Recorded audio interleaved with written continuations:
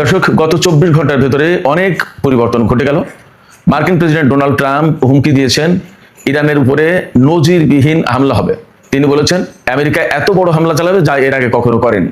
এপাশে ইরান বলেছে যে কোনো পরিস্থিতি মোকাবেলার জন্য তারা প্রস্তুত এবং ব্রিটেনকে হুঁশিয়ারি উচ্চারণ করে বলেছে আমেরিকাকে যুদ্ধে সহযোগিতা করলে পরিণতি ভোগ করতে হবে। এই হুমকি পাল্টা হুমকির ভেতরে ইসরায়েলের বিভিন্ন শহরের মেয়ররা সরকারি যে বোম শেল্টার আছে সেগুলো খুলে দেওয়ার কথা ঘোষণা করেছেন। তাহলে এখান থেকে কি ইঙ্গিত মিলছে ইসরায়েল নতুন সংঘাতে জড়িয়ে যাবে? এর চেয়েও বড় ইঙ্গিত কি এমনটি যে পুরো মধ্যপ্রাচ্য ভয়াবহ যুদ্ধের ভেতরে আবার পড়তে যাচ্ছে? এই অবস্থায় ইরাকের প্রধানমন্ত্রী এসেছিলেন ইরানে, আমেরিকার পক্ষ থেকে দেওয়া যুদ্ধবিরতির প্রস্তাব তুলে ধরেছিলেন ইরানের সামনে, কিন্তু ইরান তা প্রত্যাখ্যান করেছে। এই অবস্থায় আন্তর্জাতিক বাজারে তেলের দাম আকাশচুম্বী হয়ে গেছে, $100 ক্রস করেছে। নতুন করে মারাত্মক অনিশ্চয়তা তৈরি হয়েছে সারা বিশ্বের সামনে। এখন আসলে কি হতে যাচ্ছে? তাহলে কি বিশ্ব অর্থনীতি ভয়ঙ্কর ঝুঁকির মুখে পড়লো আবারও? সুপ্রিয় দর্শক, আমরা এই সমস্ত বিষয় নিয়ে, এর সাথে আরো কিছু ছোটখাটো বিষয় আছে, যেমন ইরান আমেরিকার হামলা পাল্টা হামলার ঘটনা, কাজাকিস্তান থেকে তেল সরবরাহ মারাত্মকভাবে কমে যাওয়া, কেন কমলো, ইত্যাদি ইত্যাদি নিয়ে আমরা বিস্তারিত আলোচনা করার চেষ্টা করব। আশা করি আলোচনা খুবই ভালো লাগবে এবং আপনারা শেষ পর্যন্ত সঙ্গে থাকবেন। ভিডিও যদি ভালো লাগে তাহলে নিশ্চয়ই লাইক, কমেন্ট, শেয়ার করবেন এবং চ্যানেলটি সাবস্ক্রাইব করে সাথেই থাকবেন। দর্শক, চলুন আমরা মূল আলোচনায় চলে যাই। মার্কিন প্রেসিডেন্ট ডোনাল্ড ট্রাম্প এক্সিওস পত্রিকাকে দেয়া সাক্ষাৎকারে সুস্পষ্ট ঘোষণা দিয়েছেন যে তিনি ইরানের উপরে নজিরবিহীন হামলা চালাতে যাচ্ছেন। ট্রাম্প বলেছেন এত বড় হামলা হবে ইরানের উপর যা এর আগে কখনো হয়নি। তিনি আরো বলেছেন ইরানকে শাস্তি দিয়ে এখনো শেষ হয়নি, ইরান এখনো আসল শাস্তির মুখে পড়েনি। তিনি বলেছেন আমি ইরানের বিরুদ্ধে যে ভয়াবহ হামলা চালাতে যাচ্ছি সেই ব্যাপারে সিদ্ধান্ত চূড়ান্ত করার একেবারে কাছাকাছি। যে কোনো মুহূর্তে এই সিদ্ধান্ত চূড়ান্ত হবে এবং ইরানের উপরে ভয়াবহতম হামলা হবে। প্রশ্ন হচ্ছে আমেরিকা এই রকমের ভয়াবহ হামলা চালানোর আর কি বাকি রেখেছে এবং কি দিয়ে তিনি হামলা চালাবেন? আমেরিকার হাতে সম্ভবত পরমাণু অস্ত্র ছাড়া আর নতুন এমন কোনো অস্ত্র নেই যা আমেরিকা ইরানের উপরে ব্যবহার করেনি। মার্কিন প্রেসিডেন্ট ডোনাল্ড ট্রাম্প কিন্তু অনেকদিন ধরেই এই ধরনের হুমকি দিয়ে আসছেন, পৃথিবীর মানচিত্র থেকে ইরানকে মুছে দেবেন, ইরানি সভ্যতা মুছে দেবেন, ইরানের সমস্ত অবকাঠামো ধ্বংস করে দেবেন। এরকমের অনেক অনেক হুমকি দিয়েছেন, কিন্তু কোনোটা বাস্তবায়ন করতে পারেননি। এবং আসলে আমেরিকা এগুলো বাস্তবায়ন করতে পারবে কিনা এবং এই ধরনের হামলা চালালে তার পরিণতি কি হবে সেটাও সম্ভবত ডোনাল্ড ট্রাম্পকে মাথায় রাখতে হচ্ছে। কারণ আমরা এরই মধ্যে বেশ কিছু বিষয় দেখেছি যে বিষয়গুলো বলে দিচ্ছে যে ইরান কমে ছাড়বে না। এখন তার আগে কথা হচ্ছে আমেরিকা আসলে এরকম হামলা আর চালাতে পারে কিনা। আজকেরই খবর, সিবিএস নিউজ, আমেরিকার সিবিএস টেলিভিশন, তারা বলেছে ইরানের বিরুদ্ধে আমেরিকা এত সব দামি দামি গুরুত্বপূর্ণ অস্ত্র ব্যবহার করে ফেলেছে যা প্রায় শেষ পর্যায়ে, কোনোটা শেষ হয়ে গেছে, কোনোটা শেষের পর্যায়ে। এই অবস্থায় ইরান যুদ্ধ কিন্তু শেষ হওয়ার কোনো লক্ষণ দেখা যাচ্ছে না। এমন পরিস্থিতিতে যদি চীন বা রাশিয়ার মতো শক্তির সাথে আমেরিকার যুদ্ধ শুরু হয়, সংঘাতের কোনো প্রশ্ন আসে, তাহলে আমেরিকা ওই দুই শক্তিকে কি দিয়ে মোকাবেলা করবে? কি কি অস্ত্র খুব গুরুত্বপূর্ণ অস্ত্র শেষ হয়ে যাওয়ার কাছাকাছি বা খুব নাজুক অবস্থায়? দেখুন, থার্ড পেট্রিয়ট সিস্টেম, তারপরে আর্মি ট্যাকটিক্যাল মিসাইল যেটা, এরপরে SM-3, SM-6, এরকমের গুরুত্বপূর্ণ সব অস্ত্র, সামরিক সরঞ্জাম এগুলো ধ্বংস হওয়ার কাছাকাছি বা শেষ হয়ে যাচ্ছে। কেন শেষ হয়ে যাচ্ছে খেয়াল করুন, দুইটা কারণে শেষ হচ্ছে। একটা হচ্ছে ইরান এই পর্যন্ত হামলা চালিয়ে আমেরিকার সবচেয়ে গুরুত্বপূর্ণ সামরিক সরঞ্জাম বা প্রতিরক্ষা ব্যবস্থা যা, আমেরিকার প্রাণ ভ্রমরা যা, থার্ড এবং পেট্রিয়ট সিস্টেম বহু সংখ্যক ধ্বংস করেছে মধ্যপ্রাচ্যে। এবং আমরা জানি সেই 40 দিনের যুদ্ধের সময় প্রথম দিকেই দক্ষিণ কোরিয়া থেকে থার্ড টেনে আনতে বাধ্য হয়েছে। তার মানে কি মধ্যপ্রাচ্যে যে তাদের যে থার্ড এবং পেট্রিয়ট এগুলো সব ধ্বংস করে দিয়েছে। এরপরে সাম্প্রতিক সময়ে আর্মি ট্যাকটিক্যাল মিসাইল যেটা, হাইমার্স সিস্টেম যেটা, এটা তো প্রচুর ব্যবহার করছিল কুয়েত থেকে। কুয়েতে প্রতিদিন ইরান হামলা চালাচ্ছে এবং কুয়েতে মার্কিন যে অবস্থা প্রায় ধ্বংসের কাছে, জর্ডানে একই অবস্থা, কাতারের পরিস্থিতি, বাহরাইনের পরিস্থিতি, মানে মধ্যপ্রাচ্যে আমেরিকার অবস্থা অত্যন্ত নাজুক। মধ্যপ্রাচ্যের ঘাঁটিগুলো ব্যবহার করে আমেরিকা এখন ইরানের উপর খুব বেশি বড় কোনো হামলা চালাতে পারবে না, সেই পরিস্থিতি নেই। নট অনলি দ্যাট, IRGCর পক্ষ থেকে আরো একটা গুরুত্বপূর্ণ ঘোষণা দেওয়া হয়েছে। ভারত মহাসাগরে আমেরিকার যে সমস্ত যুদ্ধ জাহাজ মোতায়েন করা আছে, এতদিন ইরানের দক্ষিণাঞ্চলে বা ইরানের ভিতরে বিভিন্ন সময় এই সমস্ত জাহাজ থেকেই ক্ষেপণাস্ত্র হামলা চালানো হচ্ছিল। IRGC বলছে ভারত মহাসাগরে অবস্থানরত মার্কিন জাহাজগুলোতে ক্ষেপণাস্ত্র শেষ। এখন এই জন্য তারা এই ক্ষেপণাস্ত্র আর ব্যবহার করতে পারছে না। তারা এখন কি করছে, ব্রিটেনের রয়্যাল এয়ারফোর্স ফেয়ারফোর্ড বিমান ঘাঁটি, সেখানে বোমারু বিমান মোতায়েন করেছে, সেখান থেকে ইরানের উপর হামলা চালাবে বা চালাচ্ছে। পরিস্থিতি দেখেন কোথায় গেছে। তার মানে আমেরিকা কিন্তু খুবই নাজুক অবস্থার ভিতরে। এটা আমার কথা না, খোদ মার্কিন গণমাধ্যম সিবিএস নিউজ বলছে। এই অবস্থায় ডোনাল্ড ট্রাম্প এক্সিসের কাছে হুমকি দিচ্ছেন যে ইরানের বিরুদ্ধে তিনি এমন হামলা চালাবেন যে হামলা এর আগে কখনো হয়নি, এবং ইরানকে শাস্তি দিয়ে এখন অনেক বাকি আছে, সব শাস্তি দেওয়া হয়নি।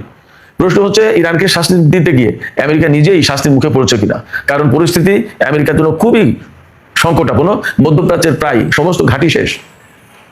তাহলে এই পরিস্থিতিতে যা সমস্ত আকার ইঙ্গিত থেকে মিলছে, ইসরায়েলের মেয়ররা বিভিন্ন শহরের বোমা আশ্রয় কেন্দ্র, যখন বোমা মারবে, ক্ষেপণাস্ত্র মারবে ইরান, তখন যাতে লোকজন আশ্রয় কেন্দ্রে যেতে পারে, শেল্টারে যেতে পারে, সেই শেল্টারগুলো খুলে দেওয়ার ঘোষণা দিয়েছে। তার মানে কি? তার মানে হচ্ছে আমেরিকা নিশ্চয়ই ইউরোপের বিভিন্ন ঘাঁটি ব্যবহার করে ইরানের সাথে যুদ্ধে যাচ্ছে, হামলা চালাতে যাচ্ছে, এবং এই হামলায় ইসরায়েল জড়িয়ে পড়বে। এই হামলায় যদি ইসরায়েল জড়িয়ে পড়ে, তাহলে ইরানও ইসরায়েলে হামলা চালাবে, এবং তখন সাধারণ লোকজনকে বাঁচানোর জন্য বোমা শেল্টার খুলে দিতে হবে, এবং দিচ্ছে। এখন এই জায়গায় একটা গুরুত্বপূর্ণ কথা আছে। গুরুত্বপূর্ণ কথা হচ্ছে এই যে ইসরায়েল যদি যুদ্ধে জড়িয়ে যায়, তাহলে এবার পরিস্থিতি আসলে কি দাঁড়াবে। আপনারা সবাই নিশ্চিত থাকতে পারেন, এবার যদি আমেরিকা এবং ইসরায়েল দুইজন একসাথে ইরানের বিরুদ্ধে যুদ্ধ করে, তাহলে সমূহ আশঙ্কা আছে তারা পরমাণু অস্ত্র ব্যবহার করবে, এমন একটা আশঙ্কা আছে। আর যদি পরমাণু অস্ত্র ব্যবহার না করে, তাহলে তারা মরণ কামড় দেওয়ার তো চেষ্টা করবে, কিন্তু ইরান ভয়াবহ রকমের পাল্টা ব্যবস্থা নেবে। সেক্ষেত্রে ইসরায়েল সবচেয়ে বিপদে পড়বে। ইরান কিন্তু আগেই ঘোষণা দিয়ে রেখেছে, ইসরায়েল যদি এই যুদ্ধে জড়ায় আর কখনো ইরানের উপরে হামলা চালায়, তাহলে ইরান অন্তত 500 খাইবার সেখান হাইপারসনিক ক্ষেপণাস্ত্র ইসরায়েলের উপরে মারবে। একটা খাইবার সেখান হাইপারসনিক ক্ষেপণাস্ত্রে 1.5 টন ওয়ারহেড বহন করতে পারে। 500 ক্ষেপণাস্ত্র যদি ইসরায়েলের উপর আঘাত আনে, তাহলে কি পরিস্থিতি দাঁড়াবে আপনারা ভাবুন। এবার খাইবার সেখান ক্ষেপণাস্ত্র যেহেতু হাইপারসনিক, এই হাইপারসনিক ক্ষেপণাস্ত্র ঠেকানোর মতো অবস্থা আমেরিকা ইসরায়েল কারোরই নেই। তাহলে পরিস্থিতি কোথায় যাবে? ইসরায়েলের অস্তিত্ব এবার আসলেই সংকটের মুখে পড়বে। এছাড়া আমেরিকা যদি ইরানের উপর এই রকমের ভয়াবহতম হামলা চালাতে যায় বা চালায়, তাহলে ইরান কি বলছে, ব্রিটিশ ঘাঁটি, বুলগেরিয়ার ঘাঁটি বা ইউরোপের কোনো কোনো দেশের ঘাঁটি ব্যবহার করবে। ইরান সরাসরি বুলগেরিয়া এবং ব্রিটেনকে, লন্ডন সরকারকে পরিষ্কার করে হুঁশিয়ারি উচ্চারণ করেছে, সুস্পষ্টভাবে বলে দিয়েছে যে তোমাদের ঘাঁটি ব্যবহার করে যদি ইরানের বিরুদ্ধে আমেরিকা হামলা চালায়, তাহলে তোমাদের বিরুদ্ধে ব্যবস্থা নেওয়া হবে। ইরান পরিষ্কার করে বলেছে, যে দেশ থেকে ইরানের উপরে হামলা চালাবে আমেরিকা, সেই দেশের বিরুদ্ধে ব্যবস্থা নেওয়া হবে। ধরে নেওয়া হবে ওই দেশ আমেরিকাকে যুদ্ধে সহযোগিতা করছে, এবং ওই দেশ আমেরিকার পার্টনার, তার উপরে হামলা চালানো হবে। ব্রিটেন যদি এই কাজ করে, তাহলে ইরান কি দিয়ে হামলা চালাবে? আমি গতকালকে ভিডিওতেও সম্ভবত বলেছি যে ইরান খুব অল্প 2-4 দিনের ভেতরেই 5,500 কিলোমিটার পাল্লার ক্ষেপণাস্ত্র পরীক্ষা করেছে, এবং আমি বুঝতে পারছি, আমি আগেই বলেছি এই কারণে যে এই ক্ষেপণাস্ত্র ব্যবহার করার প্রয়োজন হবে ব্রিটেনের বিরুদ্ধে। ব্রিটেনের যে নতুন সরকার, নতুন প্রধানমন্ত্রী, তিনি সম্ভবত ডোনাল্ড ট্রাম্পকে হেল্প করবেন। ডোনাল্ড ট্রাম্পকে যদি তিনি হেল্প করেন, তাহলে অবধারিতভাবে ব্রিটেনের বিরুদ্ধে ইরানকে যুদ্ধে জড়িয়ে যেতে হবে। যদি তাই হয়, তাহলে দূরপাল্লার ক্ষেপণাস্ত্রের প্রয়োজন আছে, সেই ব্যবস্থায় হয়তো ইরান করে ফেলল। এবং শুধু তাই না, দিয়াগো গার্সিয়া ঘাঁটি থেকে হামলা চালাতে পারে, ব্রিটিশ ঘাঁটি, এটা ব্রিটিশের অধীনে, বাট সেখানে আমেরিকার ব্যাপক উপস্থিতি। এই ঘাঁটি যদি ব্যবহার করে, তাহলে ইরান সেখানে হামলা চালাবে, তখন তার দূরপাল্লার ক্ষেপণাস্ত্র প্রয়োজন হবে, সেটার ব্যবস্থা করলো। এছাড়া ইরানের হাতে হাইড্রোজেন বোমা এবং 14,000 কিলোমিটার পাল্লার ক্ষেপণাস্ত্র আছে, এই সমস্ত খবর কিন্তু আগেই বের হয়েছে। অতএব ইরান ভালোভাবেই প্রস্তুত আছে। নট অনলি দ্যাট, এই জায়গায় প্রশ্ন এসে যাবে, ব্রিটেন যদি আমেরিকাকে সাহায্য করে, বুলগেরিয়া যদি আমেরিকাকে হামলা চালানোর জন্য সাহায্য করে বিমান ঘাঁটি দিয়ে, তাহলে ইরানকে এই সমস্ত দেশে হামলা চালাতে হবে বা চালাবে। যদি তাই চালায়, তাহলে নেটো দেশগুলো জড়িয়ে যাচ্ছে কিনা, সেই আশঙ্কা ব্যাপক। এই জায়গা থেকে কিন্তু এই আশঙ্কা আসছে যে তাহলে রাশিয়া এবং চীন এই যুদ্ধে জড়িয়ে যেতে পারে কিনা। এরই মধ্যে কিন্তু আমেরিকা কঠিনভাবে রাশিয়ার বিরুদ্ধে অভিযোগ তুলেছে যে মধ্যপ্রাচ্যের সিআই এর ঘাঁটিগুলো যে ইরান ধ্বংস করে দিয়েছে। ইরান এত radar system, early warning system, এত বিমান ধ্বংসগুলো, ঘাঁটি ধ্বংসগুলো একদম পিন পয়েন্ট অ্যাকুরেসিতে হামলা চালাচ্ছে, কিভাবে করছে? এটা কি ইরানের প্রযুক্তি, ইরানের সক্ষমতা, নাকি রাশিয়া গোয়েন্দা তথ্য দিয়ে, স্যাটেলাইট দিয়ে এবং সিস্টেম দিয়ে তাকে এই হেল্প করছে? আমেরিকা বারবার অভিযোগ করছে, খুব স্ট্রংলি অভিযোগ করছে যে রাশিয়া দিচ্ছে, এবং এ ব্যাপারে তদন্ত হচ্ছে। যদি তাই হয়, তাহলে কি হবে? এবং আপনাদেরকে আমি আরেকটা কথা বলে রাখি, ইউরোপের যে সমস্ত দেশের সাথে রাশিয়ার শত্রুতা, তার ভিতরে সবচেয়ে কড়া শত্রুতা, বেশি শত্রুতা হচ্ছে ব্রিটেনের সাথে।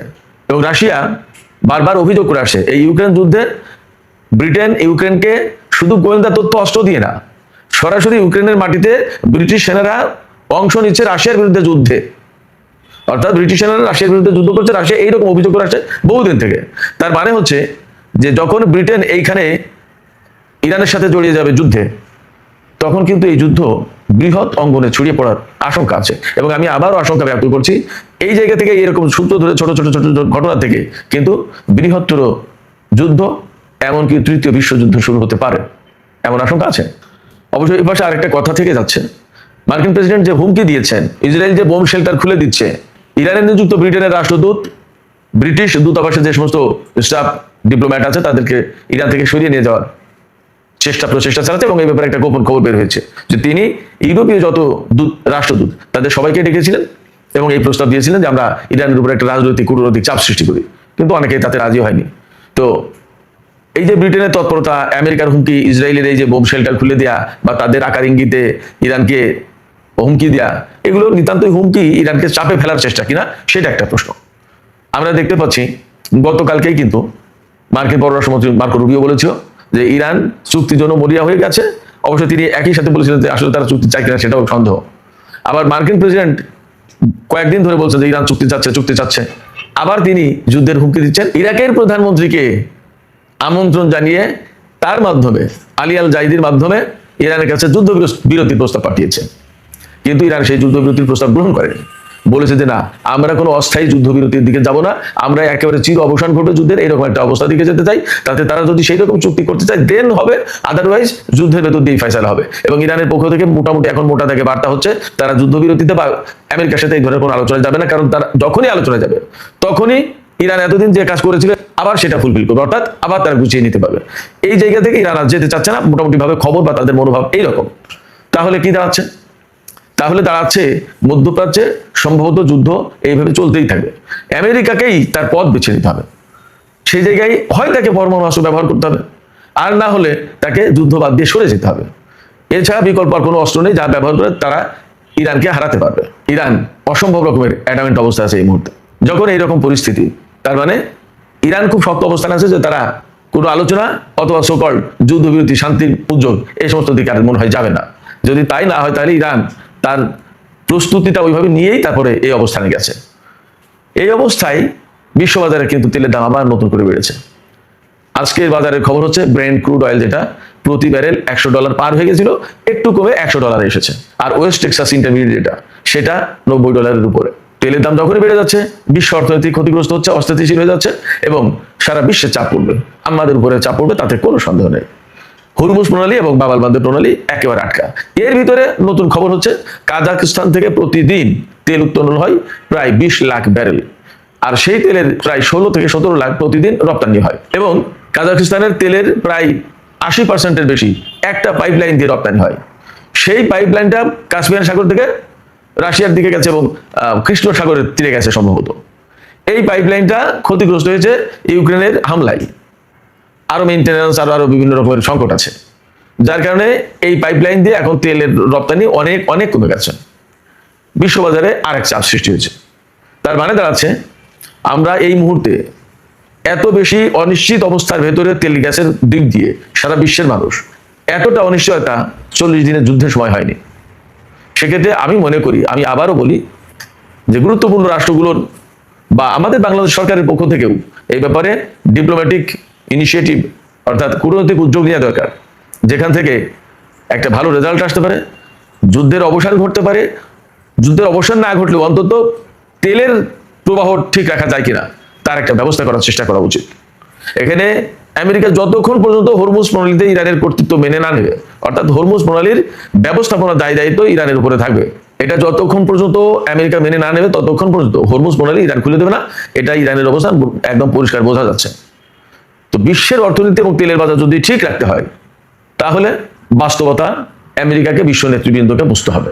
সুপ্রিয় দর্শক, এখনকার আলোচনা শেষ হলো, তার আগে ফিলিস্তিনের একটু সামান্য খবর দিয়ে শেষ করি। ফিলিস্তিনের পশ্চিম তীরের একটি গ্রামে ইসরায়েলি যে সমস্ত অবৈধ বসবাসকারী রয়েছে তারা ফিলিস্তিনিদের উপর হামলা চালিয়েছিল এবং ফিলিস্তিনিরা সেখানে তাদের বিরুদ্ধে প্রতিরোধ গড়ে তুলেছিল। তাতে সেখানে গোলাগুলি হয়, বেশ বড় সংঘর্ষ হয়। সেই জায়গায় এক ইসরায়েলি নিহত হয়েছে এবং 4 জন সম্ভবত বা 8 জন আহত হয়েছে।